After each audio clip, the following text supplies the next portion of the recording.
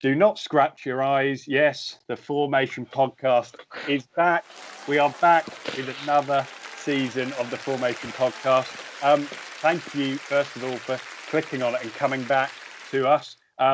We apologise for the 5-month break, or it's an almost 5-month break. That was not our plan, but when we got back to uni, we had a few internet issues and it just never got going. But of course, we are now in a lockdown, so we thought, what better thing to do than get it back going again, and we are glad that you have joined us for it. And it is great to be back, we have to say.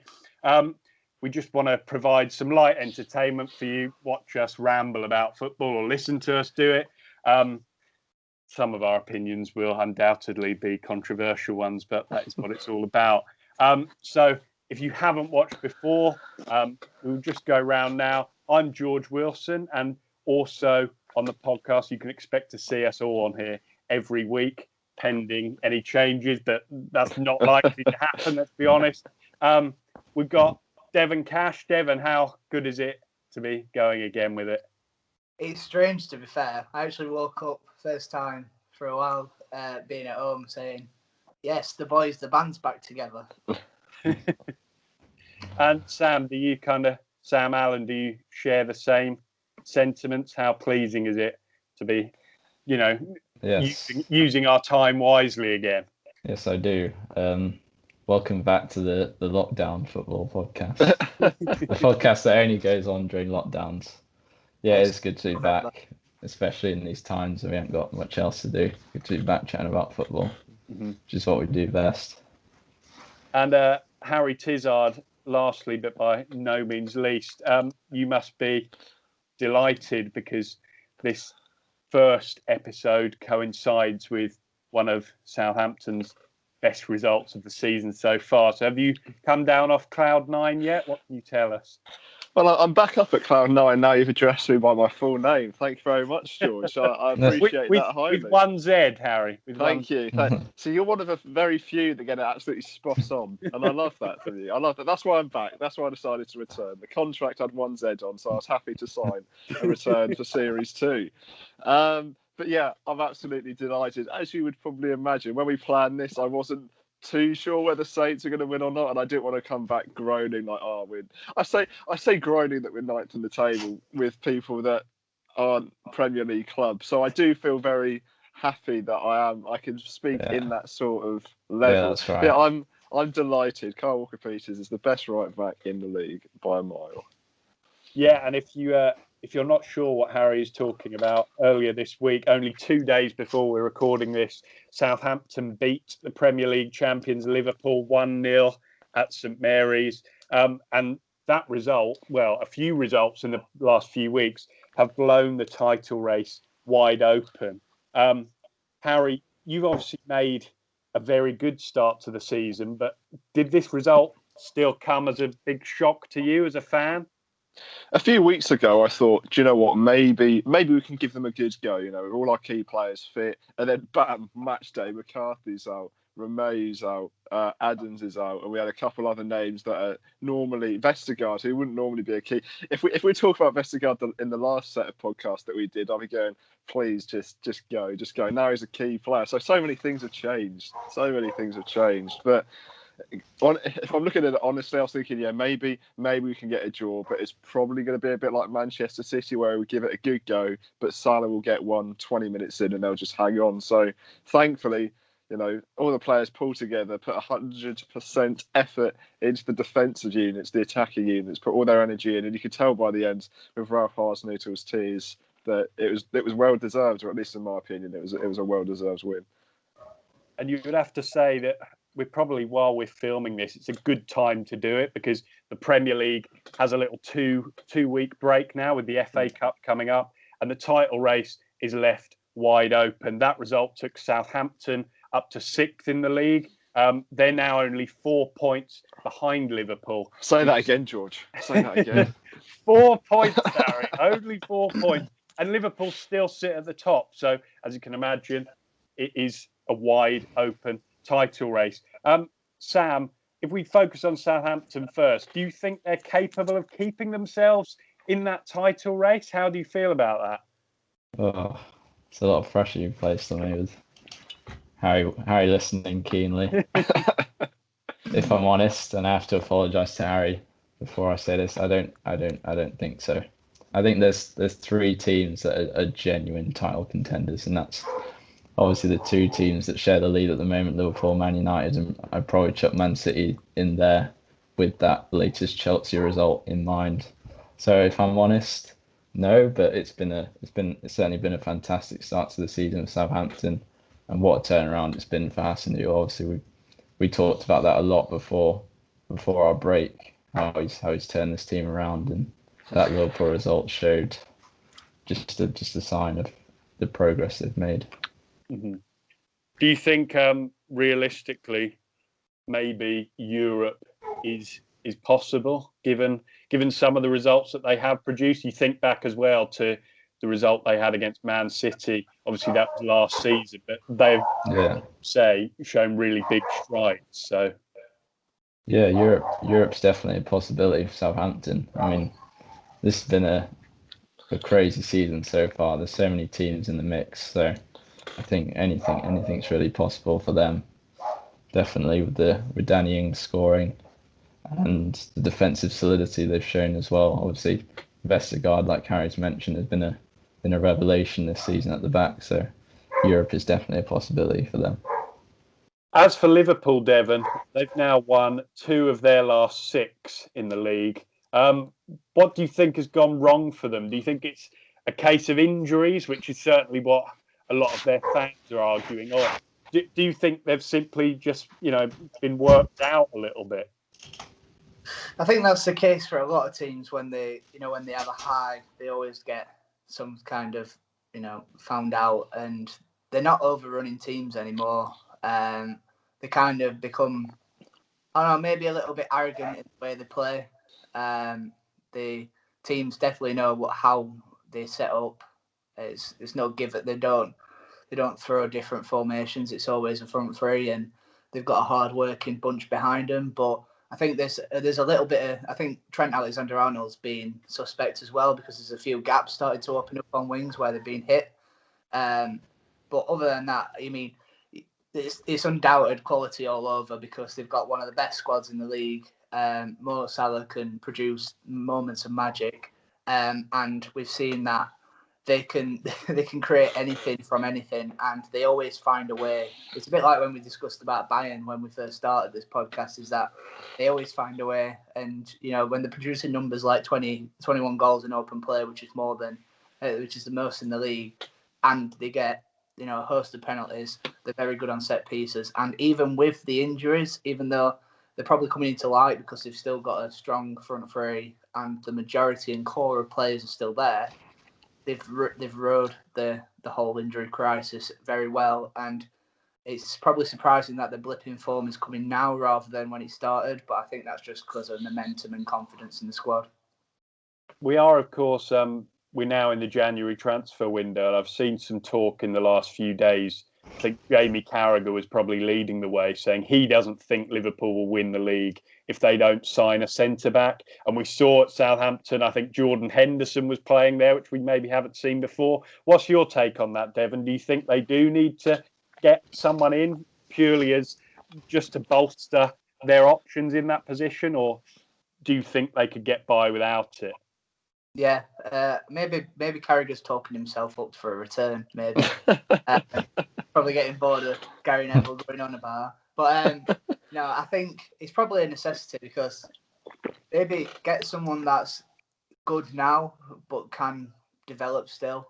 I can't remember how many games Gomez has put back to back, but there seems to have not had many, consistencies at the back. Van Dijk was that consistency, and whoever he played against, he'd always pick him up and have him on his shoulders. But with his loss, there just seems to be no leadership at the back, even with Matip there. But I think centre half and maybe a little bit of an upgrade on Adrian, just in case Alisson does go again, because we saw the Villa result will speak for itself when. With the absence of Alisson, even though Adrian is a capable goalkeeper, it was just a very bad night for him that night. And Harry, we've mentioned already just how congested it is at the top of the table. But who do you think Liverpool will view as their biggest rivals? Sam's mentioned there. He thinks there's 3 teams up there, but who in particular do you think they'll be looking at? See, like Sam said, the mentalness, not a great word to use, but of this season just means that absolutely anyone. But I wouldn't be surprised if Bruno Fernandes just drags Man United by the neck into a title race. And if Man United strengthen, which is a possibility, it's certainly a possibility, because they are the biggest team in the world, and they've sort of got the funds to do whatever they want. I can really see them pushing for a title. They've not done it since the Sir Alex Ferguson era. I know Jose Mourinho got them second, but I don't think anyone ever thought they were going to win the league that year. They just were the next sort of half best team at that point. So as much as Manchester City are good, if Man United can string a few results together, and they've got Liverpool next in the league, if they can get a win out of that and go above them, I can't deny it. I think Manchester United are certainly a team that can't be messed with this year. That game on the 17th is going to be huge, because Man United could easily rock up there and get hammered, and then it'll be all over again. It'll be Liverpool all the way. But I think, like you mentioned with Fernandes, his impact has been huge. Obviously, that's something that was a recurring theme in our podcast before as well, talking about him, the impact he's made. 18 direct goal contributions in just 16 games, and his leadership, his drive has clearly had a psychological effect on that United team, and it's the reason they are where they are at the moment. I know all top teams have it, but it's also their sort of never say die attitude. The amount of times, especially away from home, they go 1-0 down, 2-0 down, and they've been able to pull it back. I can think of a couple off my head: West Ham away, Southampton away, and I think there's a stat somewhere that there's quite a few games that they go 1-0 down. I think that's just because they're not very good to start off with, but they definitely pull it back with their second half performances. I think all their away wins this season, they've conceded the first goal. Yeah. Pretty much all of them, yeah. I think so, yeah.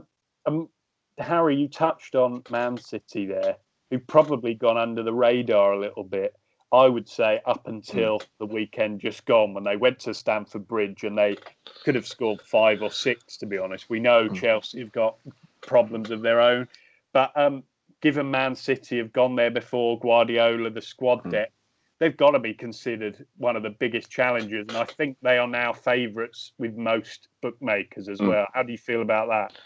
I might be wrong in this, but I think they've got 2 games on hand in Liverpool, and if they win both, they go top. So they're certainly in the mix. They're sort of coming off the blind side, which you don't really think about Manchester City as that sort of dark horse team, but they certainly are. If they get those 2 wins, I just think they need a new number 9. I know Aguero's not scored in the Premier League for almost a year, which feels mental. I know it's because of injury issues, but if he's not scored in almost a year, that's not a striker you can trust, whatever reason. And Jesus is still a bit hit and miss. He's a great forward, but he can be hit and miss. So for me, they can't win the league playing De Bruyne as a false 9, because there's going to be a lot of teams that can seriously find them out. Because Chelsea, as good as they are, sort of name-wise, they haven't been great this season. They're level on points of us, and we played the same amount of games, and they've spent 200 million. So for me, Manchester City, they just need, it sounds stupid, but they need new faces, at least if it's in an attacking sense, just a number 9 that can lead the line and just take the pressure off players like Jesus and Aguero. And I think they're certainly up there as well. That's the beauty of this league. At this time last year, we're thinking, yeah, Liverpool have got it with 6 months left. Woo. Whereas now, 3 teams, possibly 4 teams, are all in the mix for the Premier League title. 2 of the names we maybe haven't mentioned yet are Leicester and Tottenham, who are certainly both in the mix too. Devon, out of those 2, which team do you think is most likely to go close or even win it? Well, I'm going to have to stop you there, George. I think there's one person in Sutton Coldfield that'll be pressuring you for another name, another team. Aston Villa have been phenomenal as well this year in the turnaround, but obviously they might drop off. I think it just depends on Tottenham's mentality, because they have the firepower. I mean, we've seen with Kane and Son, popular with the bookies on the assist to assist, and I think they've got 13 goals just between themselves where they've assisted or scored each other. But, you know, and it's also coupled with Mourinho's know how to win. He knows how to get points. He knows how to frustrate teams. However, as we've seen in the last 2.5 seasons, they just know how to drop silly points. Not even 2.5 seasons, a long time. Yes, they just know how to drop many points to silly teams and lose games that they shouldn't. You see games like right this year or last year in the North London derby where they just turned it on. Arsenal had a lot of possession, turned it on, 2 goals, game over, and that's Mourinho's effect. But then there's been times like even in the Liverpool game, everyone were building that up, and Liverpool just came away with it. And it's then moments where you need to step up and you need your players to step up.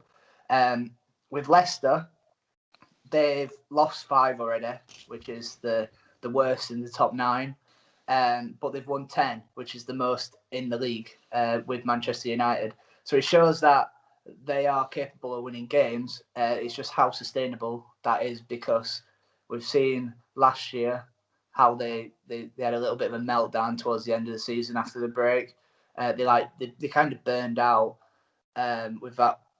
with the added break as well. Probably momentum just fizzled out. If they can learn from what happened last year and implement it into this year, I think Brendan Rodgers is a perfectly capable manager to show that consistency with what he did at Celtic and for the most part at Liverpool. But can he sustain that? I don't think. I think they'll fizzle out. Mm-hmm. We're going to make this. Well, I'm going to make it kind of a mid-season predictions video because I think we're going to cover a few areas still to come in this episode. This is the first one. I just want one name from each of you. Who's going to win the Premier League title? I should say to the viewers, I haven't warned the guys about this, so you're just going to have to think on your feet.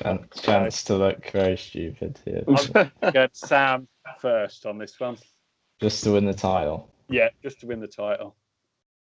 Oh, I think ultimately it's between the 2 familiar names, Liverpool and Man City, for me in the end.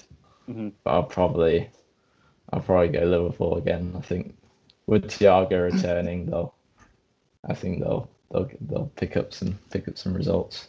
Okay, Devon. I've been umming and ahhing in my head. This is not just for any podcast. This has been like in general who's going to win it. And I think I'm going to have to be loyal to the chart that we have at home where we've got those predictions on at Gower Street. And I'm going to go for Manchester City because I think due to them being kind of underdogs for the first time in Pep's probably managerial career, where they've just gone under radar. Everyone's talking about Liverpool and Manchester United, and I think City have done it before where they've just steamrolled straight through, and I think they'll do it this time. And Harry, are you tempted to go team? Not quite. Maybe a few places down, and when I say that, I mean quite a lot of places down. But for me, Manchester City is the team that I think will get it. I think Liverpool have got a bit of arrogance about them and think they won't need a new centre-back. And I wouldn't be surprised if they try and make do with what they have. And at the end of the day, I think that might cost them. And like Devon said, they'll just come up. I think Man City will just about sneak it. It does feel like Liverpool have lost their edge a little bit, especially away from home. I think it was one of the first things Carragher mentioned on Monday Night Football was the chances they've created away from home. Been in single digits like the last 4 or 5 away games. And the whole taking the corner short at the end of that Southampton game showed that maybe there is a bit of complacency, a bit of arrogance there. But the thing is that for me, teams last season just didn't have any sort of feeling that they could beat Liverpool, apart from Watford, of course, and then it sort of opened their doors up a bit. But now teams will play against Liverpool and think, we can get something out of this game because they've shown that they're complacent. Whereas last season, no one had a hope. They're like, let's just try and keep the score down. So I think that change of mentality has both affected Liverpool for their own performances, but also leveled up the teams that are going to go against them.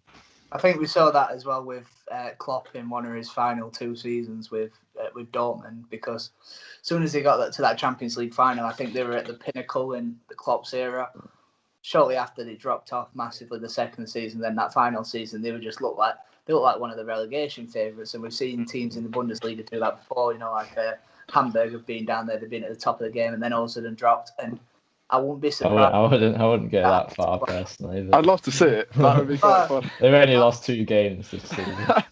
Yeah, that's the only thing that can be a big stumbling block in this, because we know how good Liverpool's squad is, but Dortmund had a good squad, and I'm not saying that the drop off would be Liverpool were down there with the Brightons and in the bottom 5, but we could see something like a Mourinho tail off when he were at Chelsea.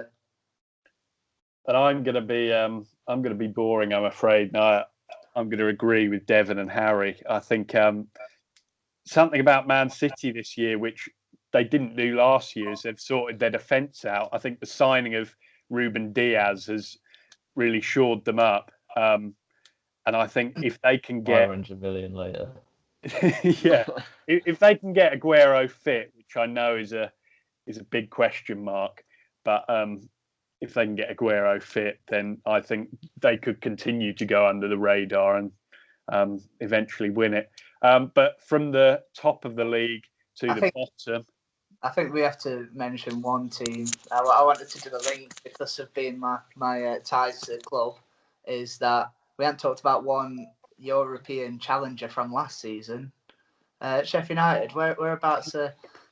How close are they to Europe and Southampton? And couldn't help yourself. You had that plan, didn't you, Gary? 27 points written down there. Yeah, it's something no one could have predicted when we last recorded a podcast back in August before the season began. But Devon, it isn't telling a lie. Sheffield United, it has all gone wrong.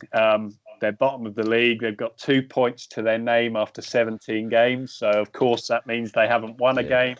They've scored only 8 goals.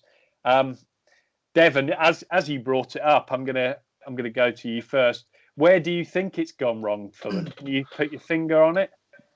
I think the main one is just not replacing some of the players that they've lost. Dean Henderson was always going to be a big ask.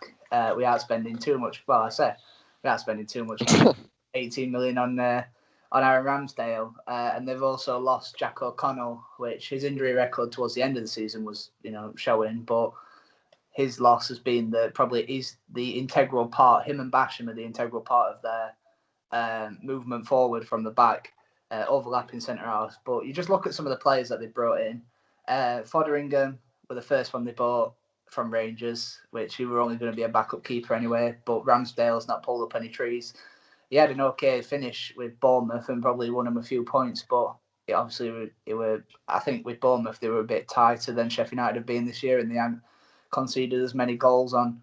They're currently conceding 14 shots per game at goal, and obviously Ramsdale has pulled off some really good saves, but he's also letting a couple of clangers. They've also conceded 29 goals and had no clean sheets, which is just 10 less goals conceded than they did the whole of last year, and they also had 13 clean sheets. And everyone were praising how good defensively they were last year, and we can't say with goals scored they didn't score as many, and they've only scored 8 in 17, which there's 6 individual players that have scored more than them this year, and you're probably going to go on to it and ask one of the other guys, but they've got to really be.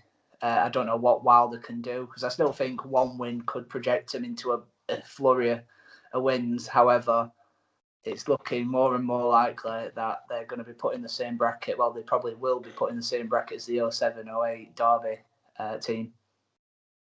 Well, I think when it comes to Sheffield United, a lot of their defeats this year have been by 1 goal, which kind of made me surprised that win hasn't come yet. But are you surprised that that's the case, or do you think, plain and simply, their attacking line, as you said, they've scored 8 goals, it just isn't up to standard? I suppose that when 50% of them 8 goals are coming from David McGoldrick, there should be a serious iron going off.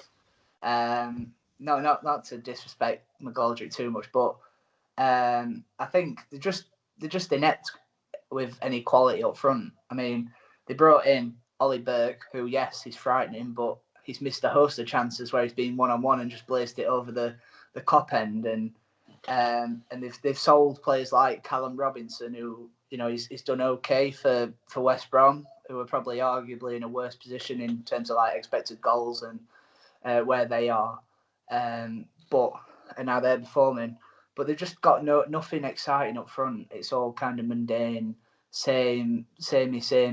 In terms of strikers, they've all got the poachers, target men, and the only exciting one is Ryan Brewster, but yet he's in a negative.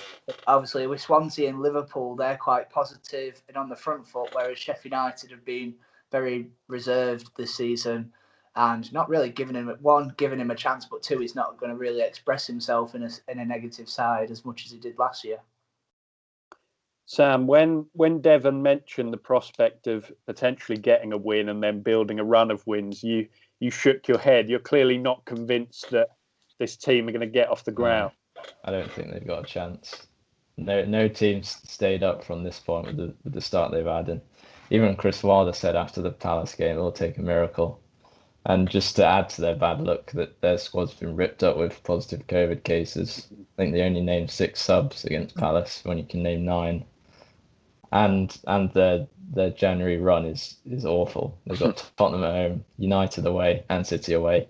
So it's not going to get any easier for them. And I just don't, like you say, they've lost a lot of games by just the 1 goal because there's no goals coming from McBurney. Brewster's barely got a sniff off the bench. So I just don't see where those points are going to come from for them. And it's almost too late already for them with the start they've had. It's well documented that Chris Wilder is, a Sheffield United boy. He's a Sheffield boy, they all say, although I'm not even technically sure he was born there. And he's got them promoted from League One, the Championship, and he's got a great connection there. But Harry, are they doing the right thing by sticking by him, do you think? It depends, because I'm not saying they're a Championship club already, but they've got to be thinking, can he get us out of the Championship next year?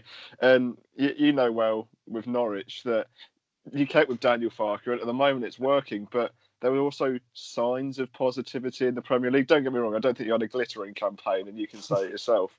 But with Sheffield United, for me, there's nothing. I know they're only losing by 1 or 2, but teams only have to score 1 more than you to win. At the moment, they just need to try and do the basics, keep a clean sheet and see what happens after that, even if it means they sit on their own goal line. They've got Bristol Rovers next, so if they get a win there, it could start the ball rolling. But to answer your question, it really depends whether they want to give him a go in the Championship or look at the footballing side of things, because there are very little positives. And I know they took them up from League One to the Premier League, but if you look at Southampton, for example, it must have been so hard to sack Nigel Adkins, but they did it before there was a chance of relegation. I know that couldn't really happen this year because you wouldn't have expected it last year, but if they want any chance of staying up, they should switch it up. In my opinion, they should switch it up, because someone else might come in there with fresh ideas, a new mentality, and just be a breath of fresh air. Whether that be enough to keep them up, I don't think so.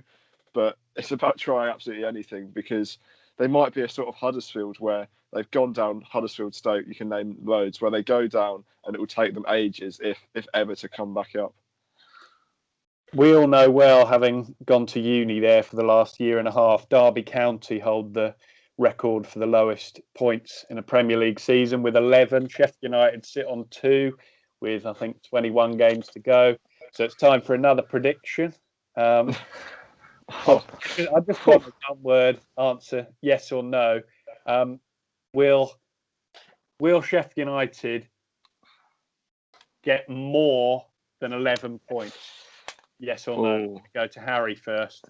I'm going to say no. I think they're going to get 8 points. I think they'll have a better second half of the season, but not by a lot.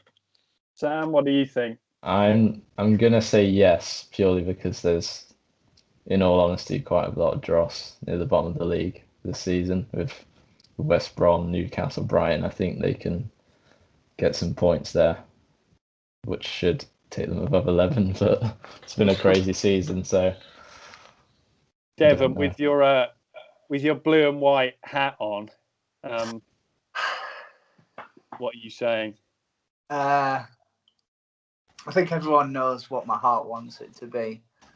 But looking at it, as Sam alluded to, there's too many poor quality teams in there, and there's, you look at the negativity of Newcastle and how even their expected goals is lower than Sheffield United, as well as I think Fulham and maybe not Fulham, but I think West Brom. There's at least 3 teams on projection that have statistically been worse than Sheffield United. It's just putting the ball back in net, and unless maybe even based on their links so far in January to players that are most of the links coming from the Championship, and I can't see them getting out of it, but I can see them getting above 11 points. It's only a few wins. I have to say, I wouldn't have any problem if they got below 11 points, because I don't particularly like Sheffield United as a Norwich fan. We've got a bit of recent history of, I don't know, a bit of tension there, but I too think that they will get more than 11 points. I kind of think for the players now, they will be starting to know that people are talking about it. And I think you don't want to be a player who was in that team who got a stupid amount of points. You think someone like Robbie Savage, Chris Sutton will remind him on a regular occasion that he was in that Derby team that got 11 points. So I don't think that I think those Sheffield United players will know they will be remembered forever. So I think they will get their act together. And at the end of the day, it's only 3 wins and a draw. So yeah, I think they will. But they're certainly looking in a dodgy way at the moment. We're just going to quickly touch on another Premier League club who are arguably the league's Marmite team, I would say. And that is, of course, Leeds United. A lot of talk surrounding them emerged kind of just before Christmas. Leeds lost 6-2 at Old Trafford in their biggest game in 16 years against Man United. Sorry, Leeds fans, I didn't need to say that, did I? And I think it was probably Paul Merson was leading the criticism. He said, of course, Soccer Saturday, he said, if I'm a Leeds fan, I'm fuming. That was his words in short. He said a bit more than that, because Leeds play this open, expansive way as they were expected to, as they played in the Championship. It's what Bielsa has become known for. Harry, where do you stand on this? Are you on the side that they're a breath of fresh air for the league, or do you think their approach can be a bit too rash? I think it's certainly a bit of both, but I'm more on the side of I like what they're doing. I think the Leeds fans will certainly do it, because I know people are saying, they should be more defensive, try and get more points. But I think this is the best way with the squad that they have. This is they're drilled in what they're doing, and B, I don't think they do well defensively. I don't think they do well if they just sat back, because as much as it might be better losing 1-0 than 6-2, they'd probably lose more games than they win if they try and hold on and see if they can squeeze out a few points. So losses against Tottenham 3-0. They're not going to beat a lot of big teams, but also as long as they stay in the Premier League and they keep the funds going, they'll get better players in each position and they'll be able to execute it. Whether Bielsa stays that long, that's a different question entirely, because he's not renowned for staying at teams for a long time. And this is this is his longest spell at a club. So however many years he's going to stay there, I'm unsure. But if they keep the tactic even when he goes, whether they do that or not, and have those players slowly upgraded, because they do have okay players, but they could certainly be upgraded on, as 95% of the teams in the league can be, it will get better and better. And the more teams they play, maybe they'll get found out, but maybe they'll learn more about different Premier League teams and play even better. So for me, I can understand the criticism, but as long as Leeds fans are happy, as long as the Leeds board are happy, as long as the Leeds team are happy, and they're staying in the league and slowly getting better and better each season, then there's no reason that they shouldn't be playing the way that they are. Sam, I know you're a big fan of the way Leeds play and how entertaining it is. So how surprised were you to hear Paul Merson's comments? Not really, because it's Paul Merson. And if I'm honest, I don't really respect his opinion. But that's just my opinion. I'm not his biggest fan, to be honest. But the problem I have with the criticism is that they have got results this season when they've needed to. Like that Spurs game was the first time they haven't scored in an away game this season, and it really is entertaining to watch. Yes, they got battered by Man United, but player for player, Man United are a better team than Leeds, so you would expect them to lose. At least they did it, I think, in a dignified way. They went out there and they weren't scared of them. They attacked, and it was a very entertaining game. I think everybody says it. It's whether they can, the whole Bielsa burnout thing, which has happened at his other clubs, happened at Leeds in his first season, whether they can maintain it throughout an entire Premier League season with all the games coming thick and fast. That is the big question. But, 7 of their 17, comfortably above relegation and mid-table, and they're playing great, fast-paced, entertaining football. If I was a Leeds fan, I certainly wouldn't have a problem with it as a newly promoted side. And Devon, as Sam said there, the big question surrounding the burnout, Bielsa is known for not making many changes to his team. The countless number of times where I've gone to check who's playing for SPL purposes, and it's an unchanged team. Can you see it happening to them, a burnout, or do you think they've got enough in the tank to keep it going over 38 games? I don't think they will. I mean, the gung-ho kind of football works based on fitness, and going on trajectory, and from what we've seen before, it looks like that they'll get a burnout. But with the way they're playing and how many points they're picking up very early doors, is that they might hit that barrier of enough points to stay up anyway, allowing them maybe 1 or 2 games to have like a bit of a reserve and maintain energy, make a few changes. And we saw towards the end of that last season, they didn't really have the burnout as such. There was questions in that Cardiff match, but I think, again, that one of Leeds' first games back, it was first games back for everyone. And they still ended the season strong. And then they started, as they got closer and closer to the title, he made a couple of changes there. He brought in Paveda that provided a bit more of an attacking outlet on a wing, and players switched. And I think all the players have bought into this, and they'll all maintain their levels. I mean, you can't. Everyone's questioning the football, and honestly, Mason's like, everyone wants to be entertained. Nobody wants to watch a team defend with 10 players behind the ball, and I don't think it'd work in their system. You look at players like Bamford's got double figures this season already. Last season, I think XG had him to score 34, and he only scored 16. But this year, he's taking his chances more, and I think that's because he's adapted the way that their attack is, and with him being that focal point, it allows players, like Jack Harrison's got 3 goals, 4 assists from the left, and is making 2.2 key passes per game. It's contribution from everywhere. Even Click, who's supposed to be more defensively minded, has already got 3 goals, albeit a couple of penalties, and 5 assists, and he's laying on many chances. 3 of them have been to Bamford. Again, it's just with them, with how they keep possession as well.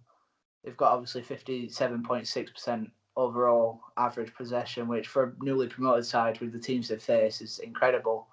But if they carry on keeping possession, it allows them to break early, and then if they get 2 goals ahead, maybe focus on and retain the ball and have a little bit of breather during the game. It's just their game management is very good. It's when they're under the cosh a little bit where they have to up them levels and keep consistently performing. You'll see teams like Burnley that sit behind the ball. They'll probably, even when they went 3-0 up against Burnley or Villa, as soon as they got them goals, they sat back, held the ball in midfield, and I think Phillips were a big recycler in that system. But I think that's where they get the breather during games, and I think they've adapted it better this year. Yeah, I think on the whole, I think we all agree that we've enjoyed watching Leeds this year. So sorry, Paul Merson, we don't agree with your take on that one. We're going to move on now. Just a quick chat about the Championship. The top of the Championship is also a very congested picture. Here we go. We're probably a bit more used to. We're used to seeing that with the Championship, aren't we?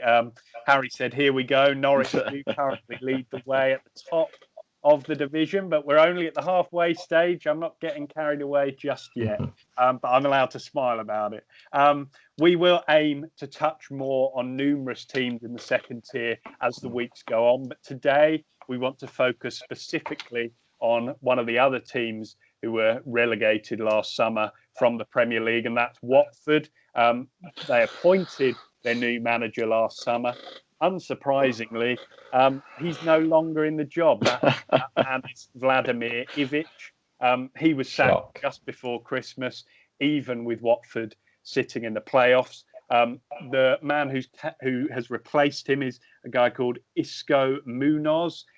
He's Spanish, and his only managerial experience came with Dinamo Tbilisi, I'm going to say, which is a team in Georgia. There we go. I've rambled on about them there. I've set the scene. I'm going to come to you, Devon. We're not going to talk about Ivic and should he have been sacked, should he have not. We know that it was unsurprising that Watford sacked another manager. But do you think in the situation they are in, do you think they would have been better appointing someone with a bit of championship experience rather than another virtually unknown coach? It's like throwing just anything at a wall with Watford. We already know what to expect. I think when everyone found out the news that he'd been sacked, they looked at the phone and went, and then carried on with the day, because it's something that we expected. Even with these choices, you think back to when they got promoted with Djukanovic there. He was relatively unknown in his area, and again he went on to be a little bit successful, and got the chop. They pickpocketed everywhere, like we saw Marco Silva's first real stint as a manager, a promising manager, but then that tailed off. So they are quite good with getting managers that are unknown. I think Pearson's probably the only one in recent times that's been, off the top of my head anyway, that's been the safer choice, and they still messed up with him there. They have been known to get a cut. And you've got to think as well, in them early seasons before they got relegated, halfway through the season they were actually challenging, and they were hovering between mid-table and 8th. Obviously not with that top pack, but it just doesn't make sense when you look at his CV. It's a fine line between they've done it before and it's worked, but the sense is just not there.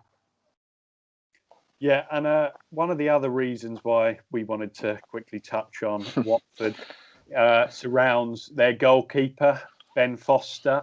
If you're not aware and you're watching, Foster runs a YouTube channel. It's called The Cycling GK, where he puts various videos on, including vlogs on a match day, and he puts a GoPro in his goal, and they're about 13 minutes long. And we have to say they are entertaining. They've continued recently, despite Watford's struggles. They lost at Huddersfield. They recently lost at Swansea, where Jamal Lowe, who scored for Swansea, celebrated with the GoPro. And the fact that they have continued has prompted some criticism, let's say, from some of Watford's fans. There's no doubt that these videos are entertaining, as I said, hence why Foster has got over 250,000 subscribers on YouTube and counting. But Sam, I'm going to come to you for this. Do you think that what he's doing is perhaps unprofessional? It's a tough one, because I do enjoy them like a lot of people, but I'm not a Watford fan at the end of the day, and Watford winning games is what I'd be worrying about most if I was a Watford fan, and this could be seen as sort of getting in the way of sort of dropping their concentration a little bit maybe, but I don't know. I think it's harmless, to be honest. I think it's refreshing. It's something new, something we haven't seen before in football, and if things like this are really getting to them that much, then they should really be questioning their mentality as a team. If Ben Foster doing a little video on match days is affecting how the whole team plays, and it's got to be a question as to the entire team's mentality, I think. And I don't see a big problem with it, but I can understand the anger a little bit when results aren't always going their way. Harry, do you think in a way that the Watford fans should also be seeing the positives that this brings, such as, Foster in his videos. He's a very positive person, you would have to say. His interaction with people like the coach driver, the groundsman at Vicarage Road. So this is giving their fans a real insight. So do you think they need to look on the brighter side of it? Oh, 100%. But I also think the only people that are really making the complaints are the 50-year-old Twitter men with the British flag in their bio, thinking that this isn't football, this isn't how it should be. I think most people I'm not saying most people because I don't know Watford fans. I can't say I've had a deep look into the comment section, but I think a lot of fans will enjoy it because you don't get to see that sort of content. If McCarthy did that for us, win, lose or draw, I would love it. I'd love to see what goes on in the draw. I know you don't see that much, but I'd love to see on the team bus who sits next to who plays Mario Kart on a bus. Who's the best FIFA player? Yeah. But the problem is, I can understand their frustration because, to an extent, because when I looked at the Twitter account after the game and it was putting GIFs and should I include this, should I not? That does seem like a tiny bit of a mockery. So that's the only bit where I'm a bit like, maybe if it's a bit more clever with his Twitter account and maybe didn't go, guys, should I include this bit where we just lost 2-1 and the guy went straight up to the camera? If he just did it, then I think it'd be completely fine. It's just monitor the Twitter account slightly, and I don't think anyone's going to have any problems. Because, like Sam said, if Watford players have got an issue with it, that's on them. That's on them at the end of the day. It's not like he's sat there with his GoPro out during tactical meetings, just filming. Exactly. Like he's like filming, putting ketchup on his pre-match meal and things. It's silly little stuff. Yes, and he's a 30-odd-year-old man filming this stuff and doing this stuff, but it's harmless in my opinion. It's something that bridges the gap that's been there for years between supporters and multi-millionaire footballers, because how many times have we seen that we feel so distant from players, from clubs, and this is bringing just a bit of humility to everything. And in the situation, what are we doing? What are we currently doing now? Nothing. Working from home. Let's just have a bit of enjoyment, something different, like Sam said. And you've got to think in context as well. Jamal Lowe, has he scored like 6 goals in his last 4 games or something like that? 2. Swansea are the second most productive side in the Championship, behind someone that I'll not mention because I could see Smiler starting to brew on his face. But you've just got to think in context, is that no matter what club does it, they're always going to have blips. And I think plus, again, it's only been a handful of fans that are being quite vocal on Twitter. You got to think that's what, maybe even if it's even if it's 100 out of 17,000 fans that go to game, still a very small minority. And as we've seen over this past few weeks with government getting abused, and other things, especially with Sheffield Wednesday and some of the comments, is that the people that tweet shout the loudest and are not the overall opinion of everyone. Watford sacking their manager every 5 games can't be helping either. I think that's having a bit more of an impact on their form than Ben Foster filming his videos. And even that, like you said, Sam, it's not like he's in the middle of training. He's not gone, wait, sorry, let's stop doing this strength and conditioning one and getting Tom Cleverley out and Will Hughes to do a crossbar challenge in the middle of training. All he does is films himself walking to training, maybe on his bike. It's the in-betweens, and even the only thing he's included into the dressing room in terms of anything like tactical is at the end of the game that they won 2 weeks ago, where they were all celebrating because of how good the win was. So everything's positive, and even when they lose, it's just the honesty. I mean, like, you've seen two mistakes that he's done this year: the header against Coventry and the back pass that he got cut out from I think it was Stoke or Barnsley that they conceded from. He's kept that in. He's kept his side of the bargain by anything embarrassing he still keeps in. Maybe it's time for them for fans to maybe be a bit more open-minded about it. So Ben, if you're watching, you can see we're big fans of yours. We'd love to have you on. But yeah, we'll move on swiftly. this weekend, as I've already mentioned, is the FA Cup third round. People have kind of questioned the integrity, or you could say question the magic of the competition. I think before our lifetimes, or before mine, Sam and Harry's lifetimes, this competition was kind of bigged up a little bit more than it is at the moment, and it was seen as more important. Does it still appeal to you, Harry, or are you not too bothered about it? I absolutely love it. I absolutely love the FA Cup because I know that as much as we're having a great season, we're not going to win the Prem. We're not probably going to get top four. So I know that it's going to be our one chance. And I know we've got Shrewsbury, debatably, if it happens, because they've got 12 COVID positive tests. So that game's probably going to go off. Mm-hmm. But I absolutely love it because it's that feeling of, when's your ball going to get drawn? Who are you going to be against? Are you going to get a home tie? Are you going to get an away tie? Is it going to be against a National League team? Is it going to be against Liverpool? And I think it's that sense. I was devastated when we got beat 3-2 by Tottenham last season. I think we were in the pub watching it, and I was absolutely devastated when we lost because I thought 2-1 up, little time left, we've got a great chance, and sadly it wasn't the case. So for teams like us, I think it's our one chance of getting to Wembley once every 10 years. So I really do enjoy it.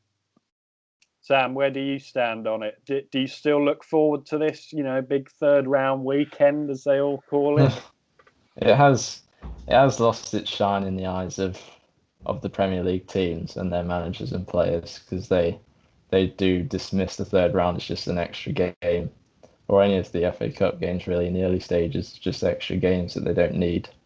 But for me, from a fan's perspective, it does provide great moments, nice moments like big upsets, which are always nice to see. So I definitely want it to stick around. I would happily sort of dismiss the League Cup, get rid of that, just to prioritise the FA Cup a bit more, bring it to the forefront again, when it was like bigger than the league almost at one point when back in the day. But I still enjoy it for those sort of moments, but it definitely has lost its appeal to Premier League teams and even some Championship teams challenging towards the top.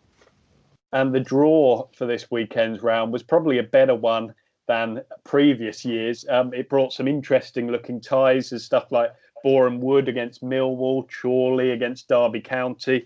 Chelsea will host Morecambe, and then I think on the Monday night, West Ham have got to go to Stockport. Obviously, unfortunately, none of those will be played with fans. Arguably, the most intriguing game is Marine, who are in Tier 8 of non-league against Tottenham Hotspur, Tier 1. Devon, before I get some predictions on that game, your beloved Worksop Town are also a Tier 8 side. So how do you think Marine will be feeling going into this? It's arguably the biggest weekend in the club's history, isn't it? Well, not even arguably, it probably is. It has to be, yeah. I mean, unfortunately for Marine fans, we used to both play in the same division, which was the league, the step above where they are now, and we are currently. And I'm sure our ties against each other rank higher than this one. Visiting Sandy Lane is just something you don't do every week now. It's frustrating for me because this is if we'd have beat Chester and held on, we'd have played Marine in the next round, and this could have been us. But by the by, no, it's fantastic. I think the FA Cup holds more regard in non-league than it does in the Football League, in my opinion. And to see, what a dream. It's just the worst thing about this is just that there's no fans, and I can't think more, but it just doesn't seem much point sometimes the FA Cup being just no supporters there, not even just 300 average attendance that I think they get. Like, the space in Marine's ground, it's not been touched for years. It's still a bit of a dump, but it's a lovely dump. It's a non-league dump. It's it epitomises old football, and that's why I think it's held in regard with the FA Cup there. It's just a shame. Probably not on for the policing in London for the Boreham Wood Millwall tie. That would have caused absolute chaos. I'm sure they'd have done the sequel to Green Street, for that game because that would be absolutely chaotic. But yeah, it's just a shame there's no fans. I'm just picturing Gareth Bale striding around in the boggy pitch at Marine. That's just It's going to be some 6'8" plumber that Bale runs down the wing and then. See, he might start that game because he's not had a lot of minutes. So, well, I don't think he'd get in the Marine side personally. Predictions then. What do we think? Is it going to be a hammering? Harry, I'll go to you first. I'm just going to go 3-0 Tottenham. I don't think it's going to be a battering. I think it's going to be a respectable. I mean, I say respectable. Massive respect to them for getting this far, full stop. But it'll be a nice 3-0 win for Tottenham, I feel. I think Marine would probably take that, Harry. Sam, what do you reckon? Yeah, without fans, they ain't got a chance. But that's not what it's about, really. Just getting to this point, like Harry said, is a huge achievement. So I'll probably 4-5-0, I think. Devon? This time I'm going to go against the odd. I'm going to predict that Tottenham are going to suffer their second defeat in Merseyside and Marine are going to be successful. I'd love to see it. Tottenham are going to go 1-0 up. Marine, 93rd minute header, takes the penalties. I can't wait. Wishful thinking slightly. But just imagine if they got it to a 0-0, because at penalties anything could happen. Imagine if they just put everyone behind the ball, got a 0-0 and beat them on pens. I think it's kind of a lose-lose for the Tottenham players that go out there because even if you win 2-0, they're going to be laughed at because you've only scored 2 against a Tier 8 team. I think there's a bit of pressure on them, but I think they'll also enjoy it, of course, because there's a chance of scoring big. But we will see. I think probably about 5-0 to Spurs. We're getting to the end of the show now. Before we get to the quiz, which has survived the first series, it's back for the second series. We'll get onto that in a minute. I just want to mention Fantasy Premier League. The podcast does have its own league.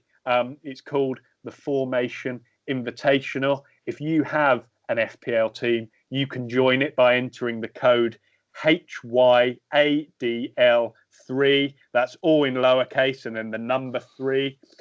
You can join it today, and the points that you've already accumulated, they will all count towards it. There's about 30 teams in the league. We won't mention who's top of it at the moment.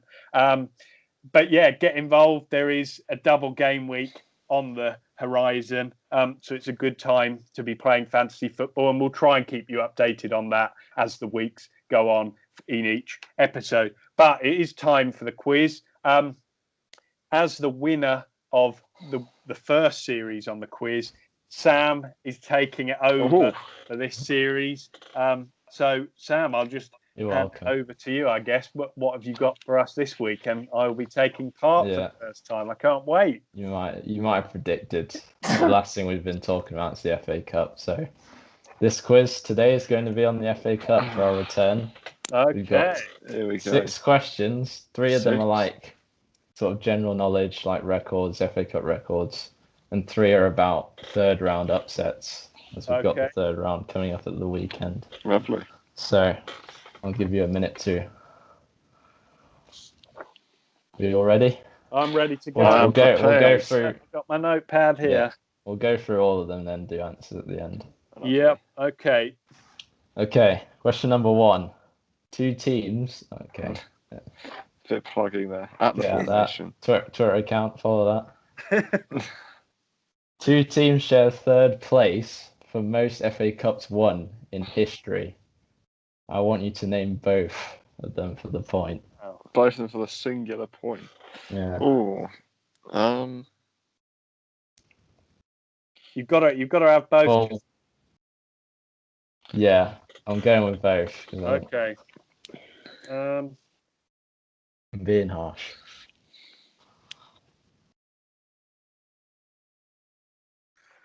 I'm not sure, I must say. They're the sort of things that always get shown at the end of the final or before the final, and then you never see them again. I went 3rd because I think the top 2 are obvious. Okay. Don't say that, Sam.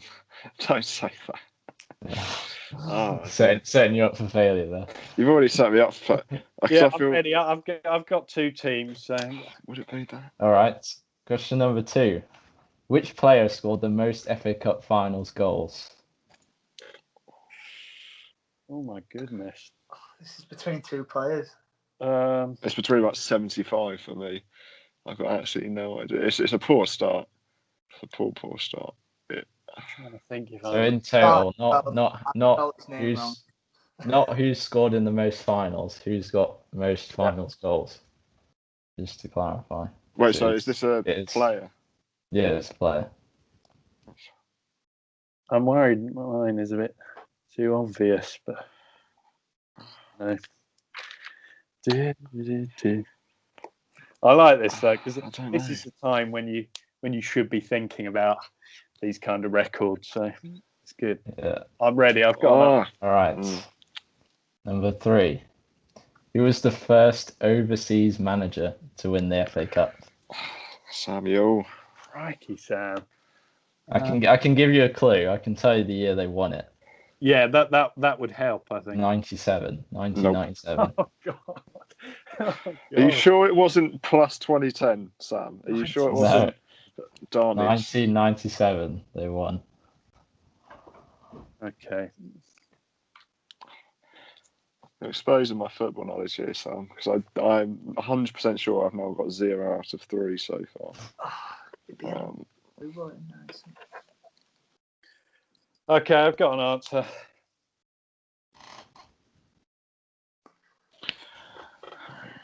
Ready for I can't think. Ready? Jesus Christ. Sorry, someone must have just dropped a clanger outside. Okay, number 4. Who scored the only goal? That we're on to third round upsets now. Who scored the only goal when Leeds United beat Man United at Old Trafford in 2010? Easy. I thought that would be an easy one. I'd throw a gimme in there because. Let us get off the mark. Yeah. I say that. Managers. Number 5, which Premier League team did Shrewsbury Town beat in the third round in 2003? Oh, 2003.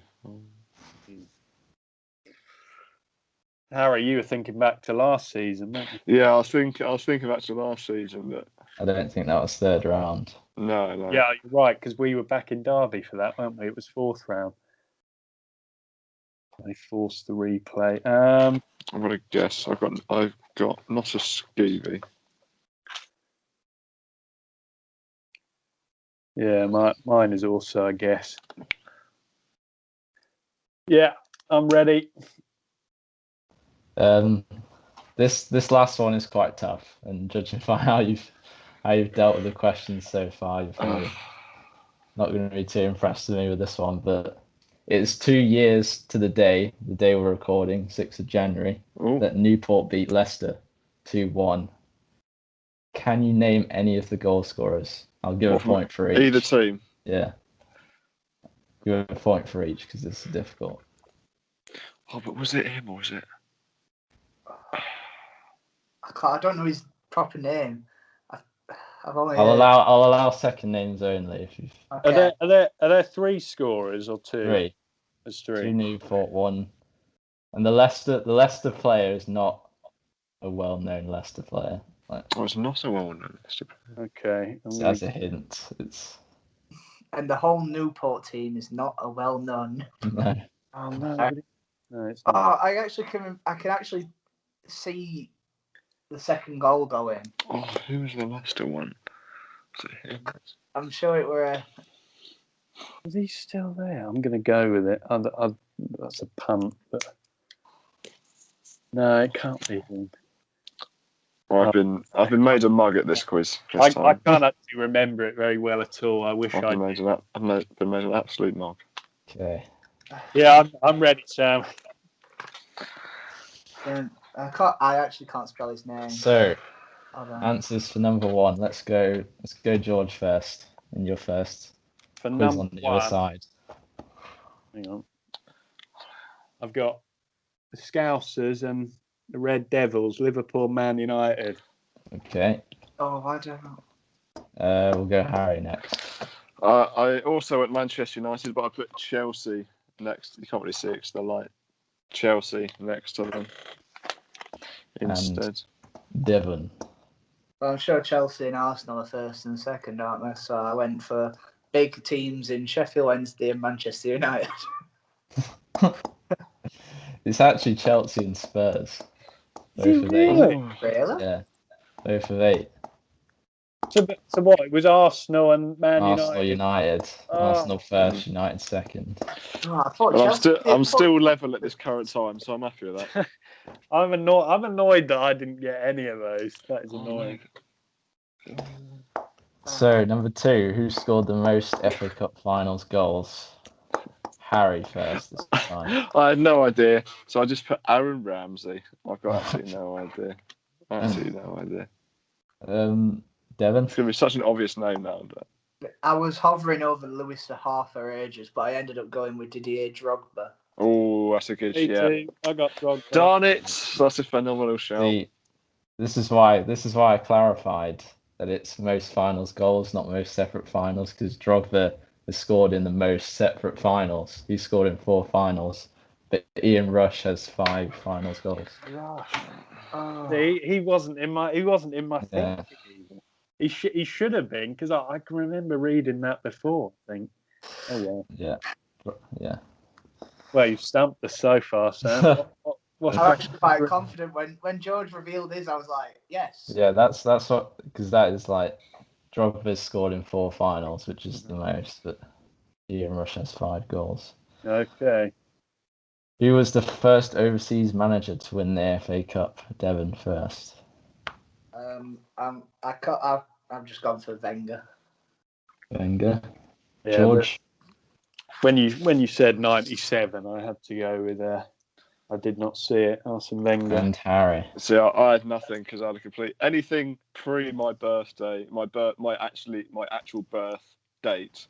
I've got absolutely no clue, and even post that, I've not got a lot of knowledge. So, yeah, I didn't know anything.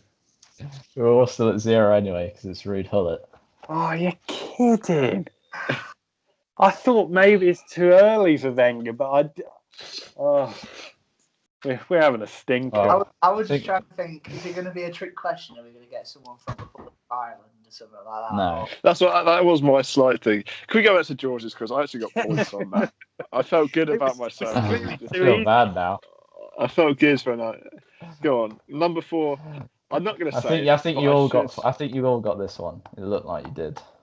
Yeah. Who scored the only goal when Leeds beat Man United at Old Trafford in 2010? Should we all show it at the same time? Go on. Jermaine Beckford. Jermaine Beckford is correct. It's a point each. What a result! Yeah, because my cousins never let me forget.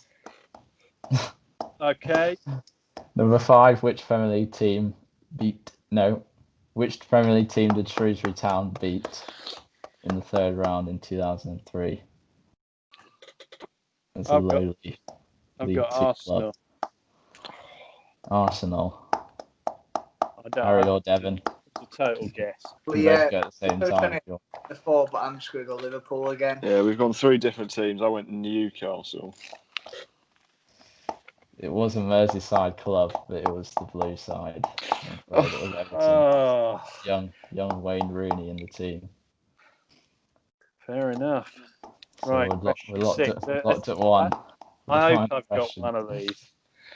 I've only got one person written down. Any of the goal scorers from Newport's shock 2-1 win over Leicester in the 3rd round 2 years ago today? Let's go Harry first. See, I was debating between 3, but I put Mark Albrighton. I wasn't sure if it's Matty James or Damari Gray. I would actually kick myself, but I went with Mark Albrighton because I'm sorry, Newport fans, but I don't have any knowledge. I've regrettably not got much knowledge about your side. I did say it was a tough one. Devon, go on. Right, so I've gone for your favourite, Paddy Hammond, Damari Gray, and then because I couldn't spell the person that I wanted to, I'm going to put Boyd down. Please don't say it's Grays. Yeah. That's my first I thought. think Gray is probably a good shout. Please I've don't also say it's got Gray. I'm sure I can remember Gray scoring. That's what I mean. Ray Hammond. Is that how it's spelled? I don't know. That is how it's spelled. Well Then, done. do I get a bonus point for spelling? And then I've got Ben and Luan. Do you remember him? The I Back in the do. day, yeah. guy Centre back. The their Moroccan title defence. team. I don't know whether he was still there, but I've gone for it. It's a punt. Fadre Gammon scored the winner late Yeah.